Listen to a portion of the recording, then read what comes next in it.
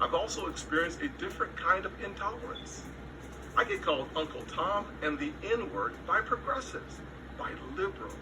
Just last week, a national newspaper suggested my family's poverty was actually privilege because a relative owned land generations before my time. Believe me, I know firsthand, our healing is not finished. In 2015, after the shooting of Walter Scott, I wrote a bill to fund body cameras. Last year, after the deaths of Breonna Taylor and George Floyd, I built an even bigger police reform proposal. But my Democratic colleagues blocked it. I extended an olive branch. I offered amendments, but Democrats used the filibuster to block the debate from even happening. My friends across the aisle seem to want the issue more than they wanted the solution. But I'm still working. I'm hopeful that this will be different. When America comes together, we've made tremendous progress, but powerful forces want to pull us apart. 100 years ago, kids in classrooms were taught the color of their skin was their most important characteristic. And if they looked a certain way, they were inferior. Today, kids are being taught that the color of their skin defines them again. And if they look a certain way, they're an oppressor. From colleges to corporations to our culture, people are making money and gaining power by pretending we haven't made any progress at all. By doubling down on the divisions we've worked so hard to heal.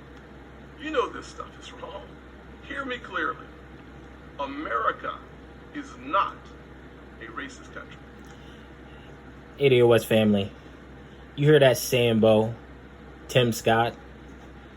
If you look up buck broken in a dictionary, you'll see a picture of this coon, Tim Scott.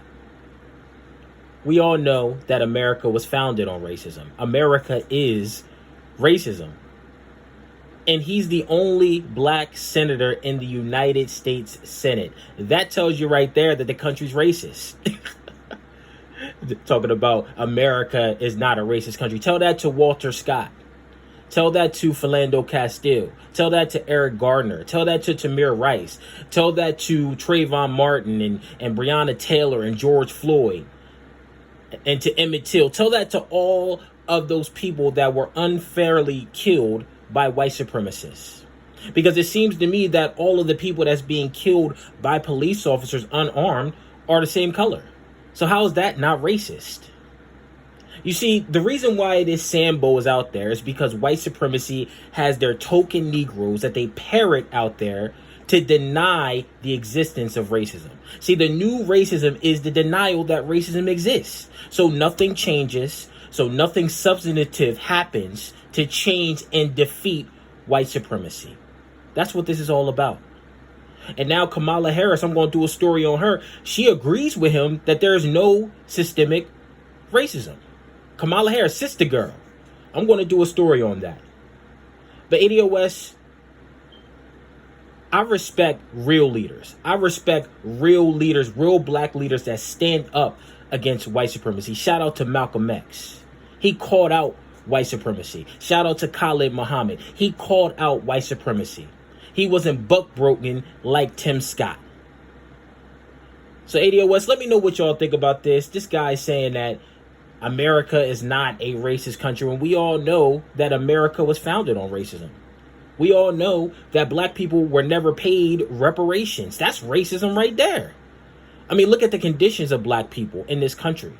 I mean, we were enslaved. We were brought over here against our will. We were forced into free labor. And then after, well, slavery never ended, but after the institution of slavery ended and it was transformed into the penal system, we were never repaired. We were never compensated for our free labor. And still to this day, we're still living with the residuals of enslavement. That's racism, ADOS. And that's what this country is. Whether or not Tim Scott wants to say it, we know he's a Sambo, but America is a racist country. And that's plain and goddamn simple. But let me know what y'all think.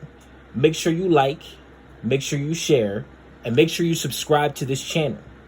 Drop a comment. I am interested to hear what you think about this subject. I appreciate all your support. And as always, thank you for allowing me to share my views. Have a great day.